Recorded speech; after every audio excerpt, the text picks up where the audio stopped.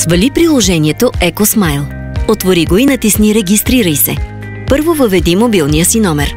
Ако имаш карта Economy, сканирай кода й. След това попълни задължителните полета, отбелязани с звездичка. Сега следва да въведеш имейл и да създадеш парола, с които ще влизаш в профила си. Не забравяй да потвърдиш имейла си през линка, който ще ти изпратим. Ако имаш физическа карта Smile, сканирай баркода, за да я регистрираш.